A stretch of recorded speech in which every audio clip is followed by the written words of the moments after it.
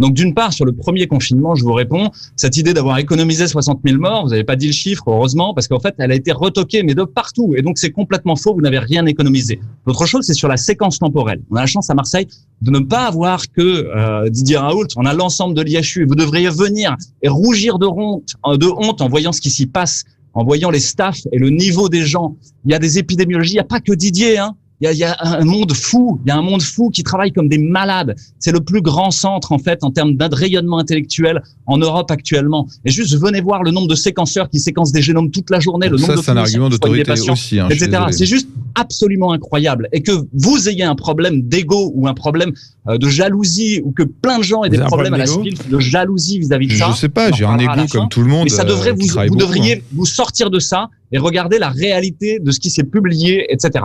Donc après, on a la chance d'avoir les marins-pompiers, l'équipe Comet, qui travaille sur les eaux usées et qui ont permis de regarder comment se passaient les clusters et d'avoir une idée bien avant les autres de quand est-ce que les clusters commencent, quand est-ce qu'ils se terminent. Et en fait, c'est la réalité dans une épidémie, c'est que ça commence dans les eaux usées et dans l'eau. Et ça devrait nous faire réfléchir en fait sur les modalités de transmission et sur les modalités de prévention qu'on a choisies. Donc ça commence dans l'eau, c'est la première chose. Et ensuite, il y avait le nombre de demandes de tests qui augmente, puis le nombre de tests, de cas positifs, de tests positifs à SARS-CoV-2 qui augmente, puis les hospitalisations, puis les réanimations, puis les décès. Et dans l'ordre inverse, à la diminution. Et ben vous savez quoi? Comet a découvert qu'en fait, 15 jours avant le confinement, déjà ça commençait à baisser.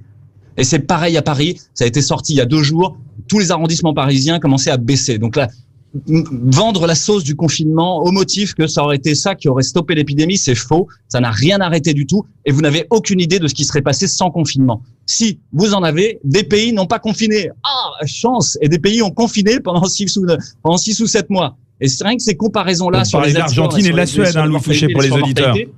Voilà. Doivent vous dire, le confinement est une mesure absurde, idiote, qui n'a jamais été fait dans l'histoire. Et rien que ça devrait vous faire réfléchir pourquoi les humains avant n'y avaient pas pensé. Parce que c'était une connerie.